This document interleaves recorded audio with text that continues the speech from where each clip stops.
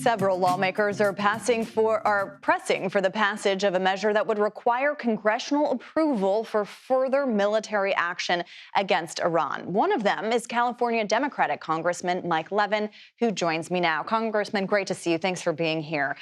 You represent an area of Southern California that is home to lots of military personnel and veterans, of course. So I know you're probably thinking about this when it comes to this issue. But the question I have is, now the president says it was a one-and-done strike, no more action is needed. Why then keep pressing for a resolution on this, have Congress be involved? Well, Caitlin, you're absolutely right that I represent tens of thousands of Marines and sailors in and around Camp Pendleton, and I have no greater responsibility than to make sure that when we put our service members in harm's way, that we are clear-eyed about why we're doing it, what the evidence on the ground is, and what the mission is. And in this instance, there are so many questions that we still have. Congress has not received a classified briefing. It's been rescheduled it was supposed to be Tuesday at 3 p.m. Now it's Friday at 9 a.m. I certainly hope that it happens at that time. And we are receiving wildly different information about the facts on the ground, both the circumstances that led to the strike as well as the actual damage done to the nuclear program. We are all better off if Iran does not have a nuclear weapon, but we have to make sure that we are, again, clear-eyed when we go into war or when the Congress authorizes the use of military force. Under Article 1, it is absolutely clear that war powers reside with the Congress, and it's really unthinkable to me that Mike Johnson has just given away that power, saying that the War Powers Act, in his view, is unconstitutional. I think it couldn't be further from the truth, and I think it demonstrates that he is nothing more than a supplicant to the whims of the Trump administration. I mean, on that note, I know you're waiting for intelligence briefings, but is there anything that you have seen that signals to you that further action may be needed here?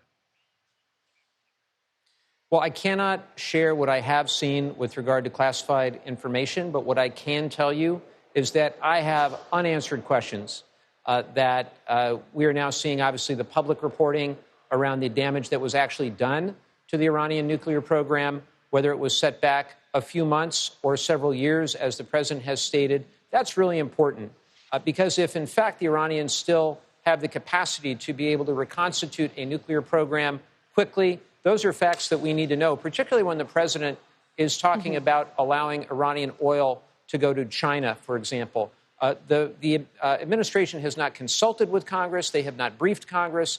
And, all we are asking for is the recognition that we are a co-equal branch of government, Caitlin. This should not be controversial. And this is fundamentally different from what other presidents have done. One of the worst takes that I've heard out there is that somehow this is the same as what other presidents have done. It's not. I want to ask you about something happening in California. Today, as you likely know, the Department of Education determined that California violated Title IX by allowing transgender athletes to compete against females. I'm curious, how are you thinking about this issue? Well, I think that it really ought to be up to the sports governing agencies to determine the right course forward. I think that the federal bill that was proposed by my Republican colleagues here was a gross overreach. It would have allowed for inspections of young women and girls. I can tell you that's completely inappropriate.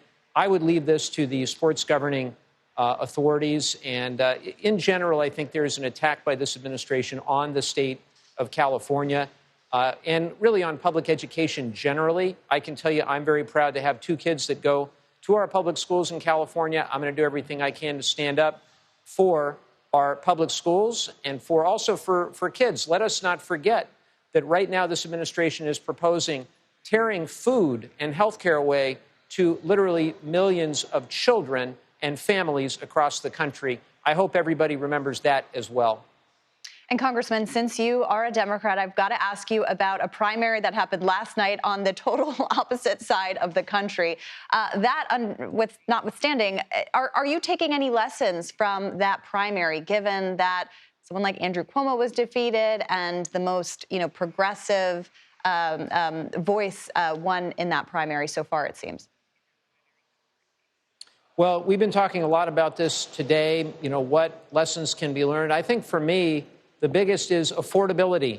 That is the most important issue of the day. It has been for years now, to make sure that people can actually afford, the basic necessities. And I know that the victor in New York City ran on cost of living on things like groceries and housing. I may disagree with the details of his prescriptions, but I think the diagnosis is the right one. And that was the case also for President Trump when he was running last November. He was talking about lowering prices and addressing the cost of living for things like groceries and the rest. But now, as of the poll I saw a couple days ago, he is 26 points upside down on inflation, because the president hasn't been focused on inflation at all, far from it. And the tariffs have only made things worse. All right, we will stay tuned to that bill that you were referencing as well, and these results too. Mike Levin, Congressman, thank you very much for coming here. Appreciate it. Thanks. Appreciate it, Caitlin. Thank you.